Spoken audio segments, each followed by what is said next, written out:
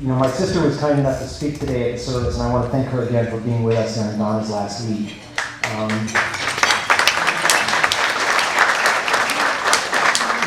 Over those weeks, I was kind of slowing down at work and moving more towards home, putting a full setup at my house so that I could work from home as needed.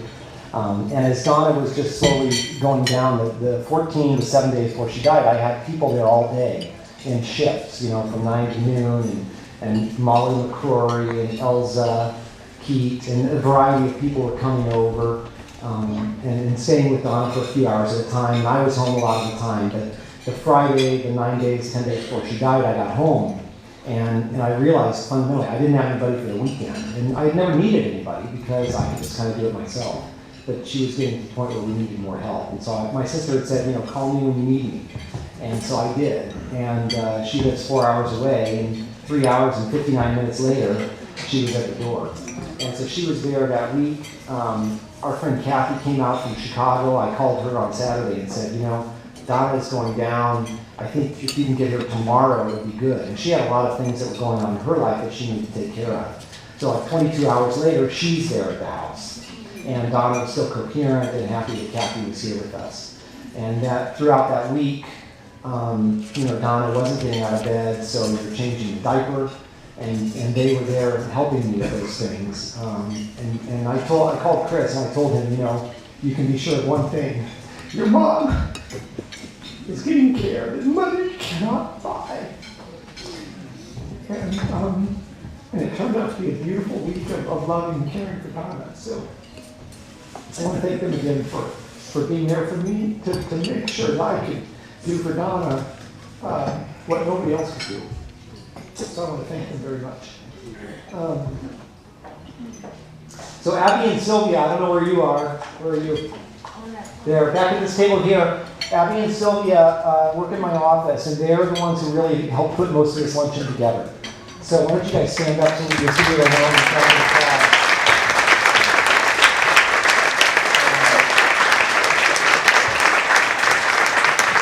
The Calla Lily was Donna's favorite flower, and we had it on our wedding. And so they put together the centerpieces today, or the table settings, or whatever they're called. And Donna knows Donna's strong suit, not mine. But putting the guest list together and drafting their husbands to haul the flowers around and all that they've done. So they really love Donna. Donna loved them, and it's fitting that they were able to be so helpful today.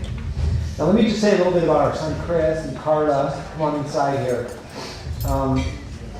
5 weeks before Donna died, her energy level was really running down pretty low. And so in order to pump her up, we went and got a blood transfusion. Hey Granny, what are you doing? We'd heard about like Lance Armstrong and all this doping. I said, hey, let's try that. So it worked. I mean, it really worked. We've done it. And so, the chemo was killing off the red blood cells so much that she just couldn't get her oxygen around. And so we did the little blood doping, and totally legal in our case. And we went and got a blood transfusion with a bunch of fresh blood, and she felt much, much better. So we were there getting the blood transfusion and then leading towards the next chemo, and the oncologist came over and pulled the curtain around. And then this is heading south. When they do that, sat down and said, this chemo's not working. We said, but we're ready now to go to the next one. And she said, well, there's not going to be a next one. If this one's working, not working, the next one's not going to work either. So we're going to call it quits. Dinah, can you come turn off the sound in the background here? So she said, we're going to put you on hospice. And, it's for 6 months or less, but, you have some months that you'll be able to be on this. And I had asked the nurse, who's this nurse Peggy, who's a fabulous nurse. I said, well, what are we talking about? She said, well, you have, some months. I said, well, I'd really like to get to Christmas and the New Year. And she said, well, Christmas is a long time away. And was very compassionate about that. So we knew we had some months, and that was okay. And so we called Chris and Carla that day and told them we were going on hospice. And that day, they bought the tickets to come out here. And immediately just jumped right on it. And so 2 weeks later, they were here with us. And that was Donna's last healthy weekend. That was the last time she left the house. It was the last time we went to a restaurant. that was the last time she ate a solid meal. And throughout that whole weekend, Chris and Carla were here, blessing us with their presence and encouraging her and lifting her spirits. And I'm proud of Chris and Carla for taking the initiative that they did at that time. Any delay and the window would have closed, but they jumped on it. And I'm not just proud of him, I respect him for making that kind of an excellent choice. And I want to thank him for the joy that brought to his mom. During this last healthy time. It was a pleasure to spend that last good weekend with him. So thank you. Now, I know some of you want to share a little bit about what Donna's meant to you. We wanted to do it kind of late in the day, so if you have other things to go to, you can feel free to take off. But several people have mentioned to me that they wanted to say a little something. When I first talked to the pastor about the service, he said, well, I said, I'd like some people to say some things at the service. And he said, the thing is with Donna, if you try to have like an open mic night, it's never going to end. So, he said people want to come there. They want to celebrate her life. They don't want to be there for 4 hours. So, you want to be sensitive to that. So I said, okay, well, at the lunchtime, we'll have a little time for people to say a few things. So we're going to start off with Susan Spade, who's from my office. One year I worked a bunch of hours and I got a bonus as part of the hours, and part of the multiple it was like a tiered bonus program, and so as you got up more and more, you got more bonus. And so one part of the bonus was a Rolex watch. So I don't wear a watch, so I thought, well, I'll give a good watch to Donna. So then the bonus was you got the base model Rolex watch. So I showed it to Donna, and Donna was like, no, I want the one with gold on it. So I went to Susan. I said, Susan, I got a little problem, I appreciate the fact you give me the bonus and all that stuff, but, I want the gold one. And so Susan went back and got the gold watch for Donna. So Carol Taggart wants to come up and say a few things. She was our landlady. We found this wonderful little home that we rented during the last years of law school and the first years at the firm on B Drive.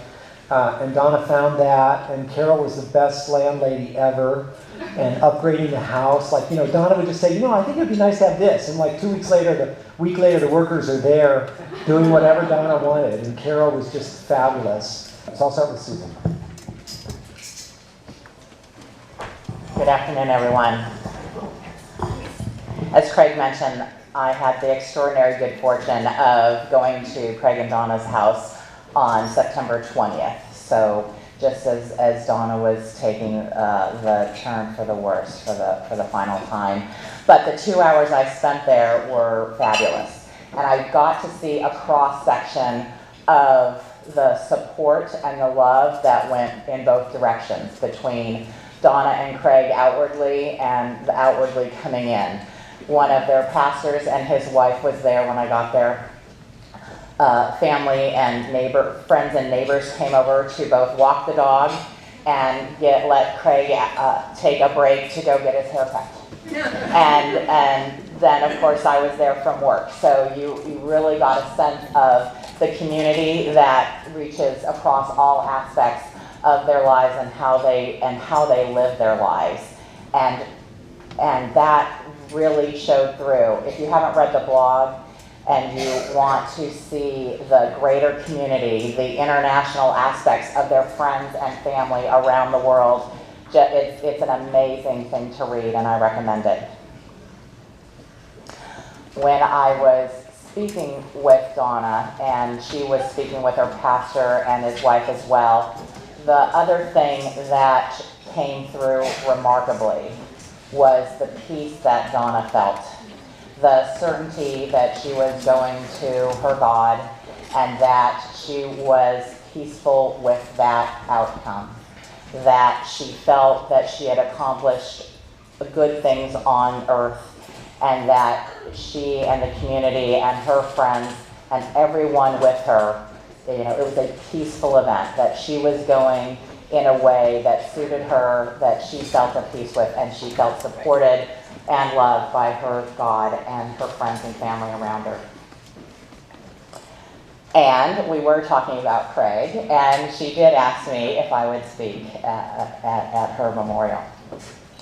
So when I first started thinking about it, I thought, to know Craig is to know Donna, right? To appreciate and love Craig is to appreciate and love Donna. At the law firm, we first met Craig when Sharon Botchgalupi and some of the senior lawyers helped recruit Craig to, back then, Townsend and Crew. Craig came in like the wonder kid as part of our summer program. And Donna came with him to all the summer events that law firms do for their summer associates. So we all met Donna right away that summer. And right away, she would start telling us how fabulous Craig was. She was Craig's partner nominating committee, when he was still a summer associate.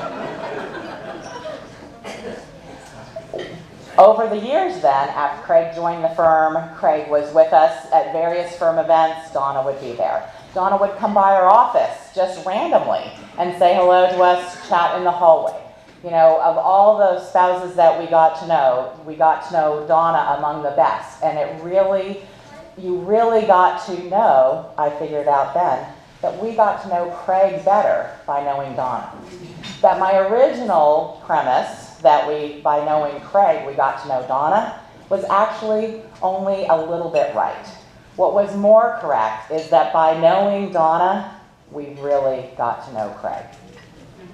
As lawyers, we could immediately see Craig's brilliance, his talent as a patent attorney. And as a law firm, of course, that's what we think is number one. But Donna wanted us to see more of Craig than just that.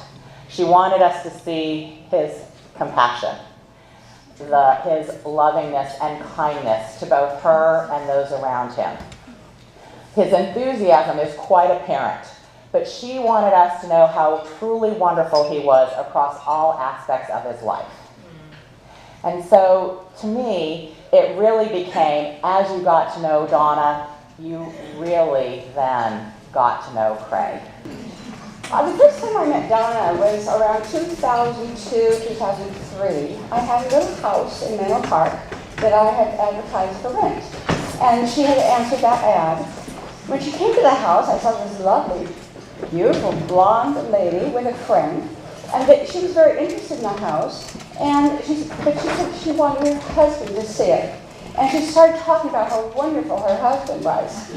So it wasn't much later that I got a chance to meet Craig. He came to the house, and I thought, gosh, I hope they rent this house. I mean, they were a great couple. And they did. So when it came to signing the lease, we did that.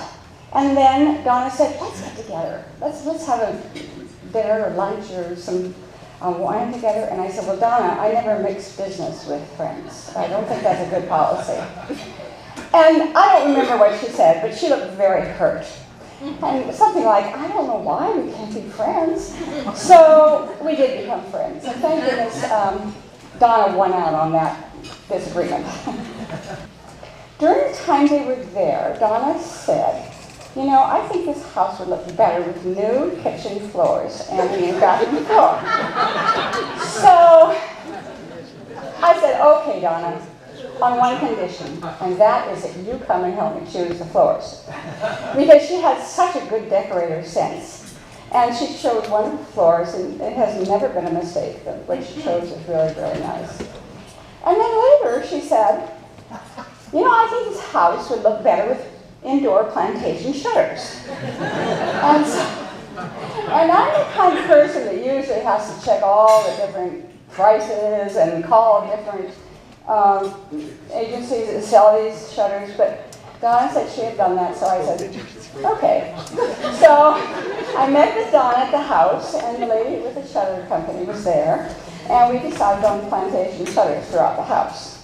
And I have to tell you that the last tenants that I had that just moved out a few months ago, what they said is what we really liked about this house were those plantation shutters. So they were great. Then when they moved to their new home, we continued to keep in touch. And then when I had a diagnosis of cancer in 2009, Donna came to my house and she comforted me and she showed what it looked, she showed her own body as to what it looked like to have a mastectomy, and I thought, oh, that sounds so bad, that looks okay. So she did comfort me, and I was so scared and so afraid, and she gave me great comfort.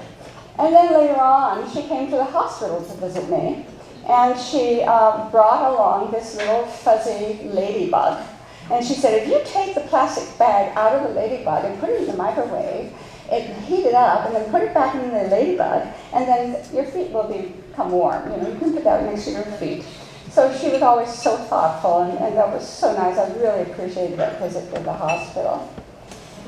This last September 10th, I went over to walk the dogs, and I thought that Donna would be sleeping all the time. I didn't expect to see her. And then Craig said, well, Donna would like to see you. So I went upstairs and I visited with Donna. She was very weak at the time. Her dogs were on the bed. And she had a popsicle to suck. And then one of the dogs came to share the popsicle with her. And then pretty soon both dogs were sucking popsicle. And I said, Donna, that should be on we should have a picture of that, a video of that.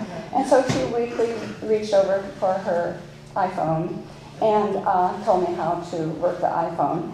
And we took pictures of the dogs together, sucking the popsicle on her bed. I'd just like to say to this lovely lady who insisted that business and pleasure can work together, my husband and I owe our deepest gratitude for a wonderful friendship with Craig and Donna. I had the distinction and the pleasure of knowing Donna longer than anybody in this room, longer than Craig. I went to high school with Donna in Westerville, Ohio, and Donna came in 9th grade, so she was a little bit behind the curve. We all had our little groups by then. She came in from the Catholic school. She was one of those parochial school girls who came to the public school, and it was a bit of a stretch for her, but believe me, she fit in right away, as you might well imagine. We found our niche pretty early on in the speech and drama department.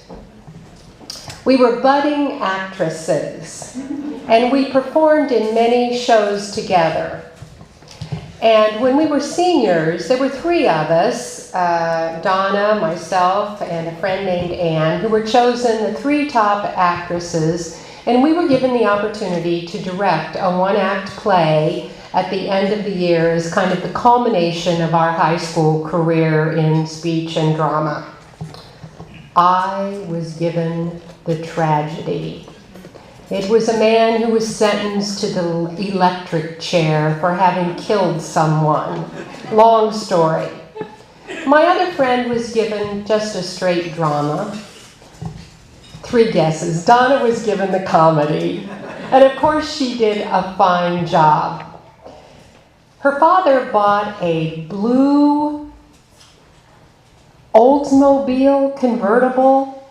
It was about as long as from here to the exit sign back there.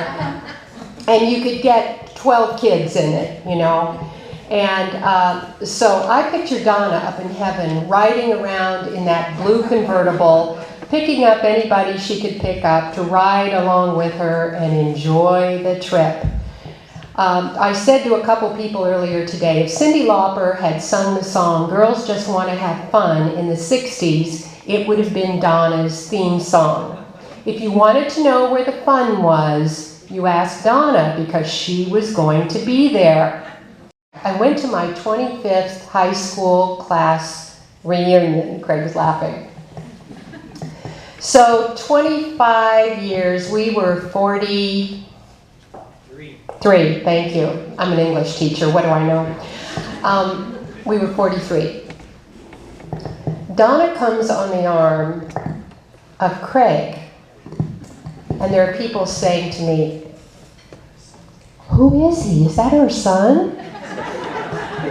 I said, no, that is not her son. And some of the guys in our class who thought they were pretty hot stuff said, "Hey, Hilberger," her maiden name, Hilberger. "Hey, Hilberger, where'd you find him? You know, what have you got that we didn't know about in high school?" And she said, "Too late, you missed your chance." What a girl. What a friend, wife, mother. And what a God we have to have given us this friend, to love us, to make us laugh, sometimes cry, and to just reflect the love of Christ so faithfully.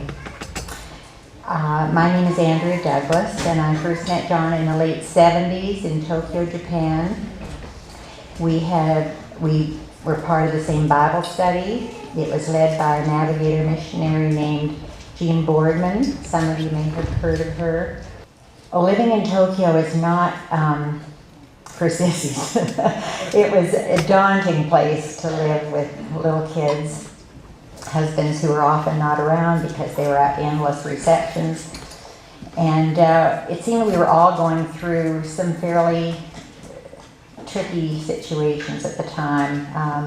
Health of parents back in the States deteriorating, some sort of challenging marriages, kids who were difficult or ill, and we bonded in such a way that we just felt this great gratitude to God for bringing us together in this very strange environment to become handmaidens to each other, pray for one another.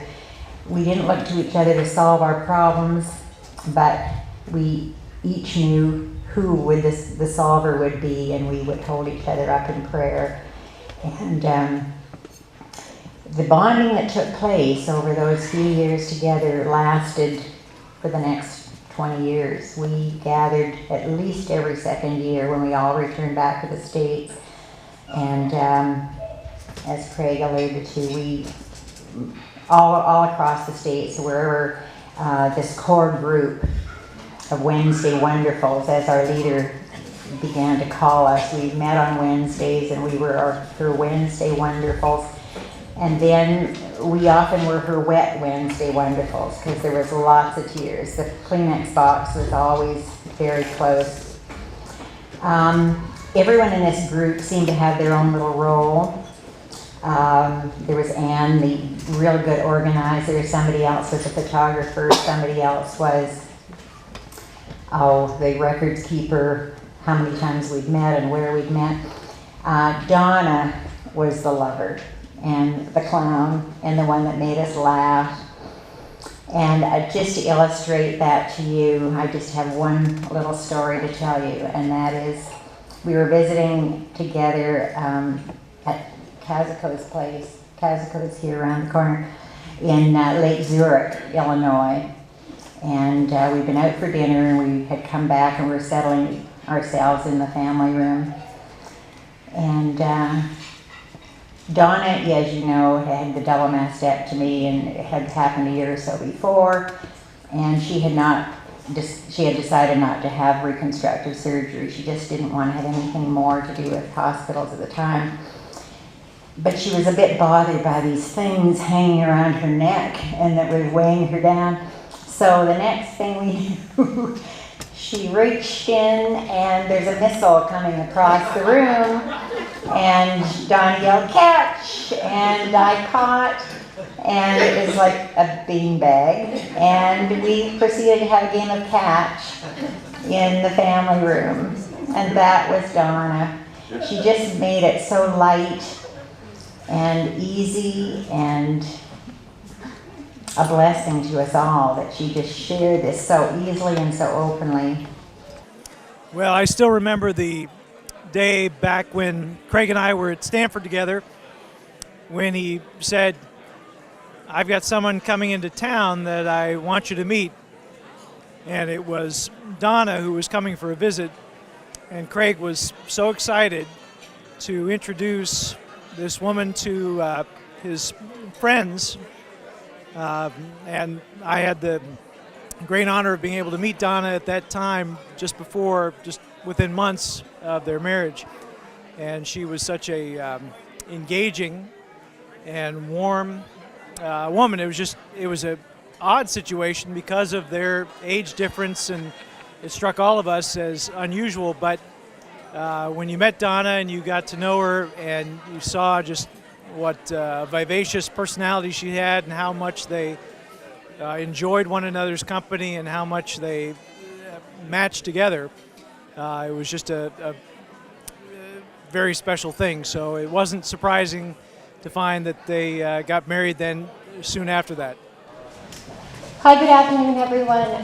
My name is Abby. I work with Craig at Kilpatrick Townsend. I did not plan on coming up here and speaking today, but I think, so my apologies if I'm a little all over the place, but it's such a blessing to get to know somebody like Donna. She was such an angel, and she had such a zest for life.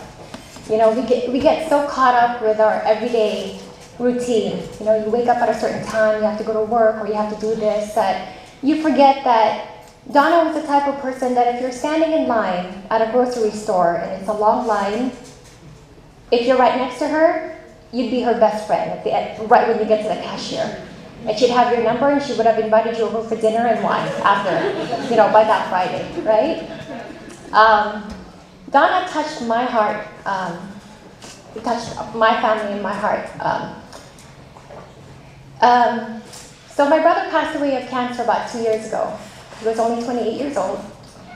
And at the time, Donna was already going through chemo. And I got to know Donna because my room was right next to Craig. So when Craig needed something, he went to our room. Always, every day. And so when Donna would visit, Donna would always go to our room also, just to introduce us to Pippa and Teddy. And then, so when she found out that my brother had passed away, my husband and I decided that we were going to do a 100-mile bike ride, which for that matter, I've never ridden a bike. I know, I'm 34 and I've never been on a bike.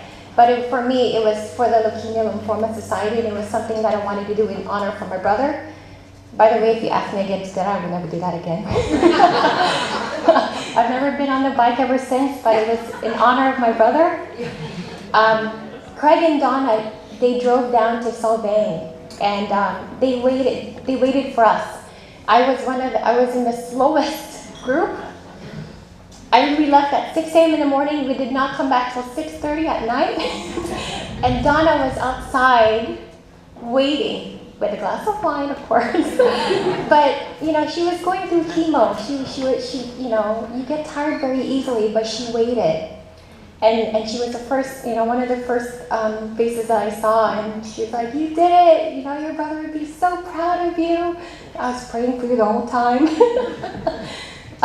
And then afterwards, we all had dinner together, and then it seemed like she just waited. She waited for me to get in, and she celebrated a little bit with me and my family, and then she went off to rest. But that's the type of person that Donna is, and that's the type of person that I feel and we should all strive to be, where you're always thinking outward, right? You're always thinking about someone other than yourself. It's hard to find someone like that nowadays, where you're always, you know, you always have this tunnel vision. And for me, she's such an inspiration that I will always remember that I'm gonna live the rest of my life, that my brother and Donna would be proud of me, that I will take the time to kind of open up my horizon and meet people and laugh more, right? And just give outward rather than inward. My name is Jerome Edison. The first memory I remember about Donna was the first time I met her. Actually, it was at a company party, and they were like instantly. The couple, Craig and Donna, are so magnetic. It was just, I felt like I've known them for years, and just getting to know her over the past 5 years has been an awesome. What do you say? It was awesome getting to know them in the past 5 years, and I'm just really. She asked me what I was doing for a living, and she's like, "I like Abby and Jerome. They're gonna have some great looking babies." So she has such a great sense of humor, and I remember in the past month that we saw her. We visited her at Craig's place, and she was in bed already. And it was funny because Craig made her a shake and put a straw in it, and I was closest to the shake, so I went over. She wanted a drink, so I gave her a drink, and she wanted more, but she couldn't really talk anymore, so she just went like this. And she wanted some more, but I thought even on her, even at her weakest point, she still had the sense of humor and still managed to get a laugh out of me and create a great environment. So. Thank you, Todd. Just thank you all for being here today to share this special time with us, to remember how special Donna was. And life is not the same without her, but all of you have made it, much, much better. So thank you very much. All right, well, thank you again. Have a wonderful afternoon.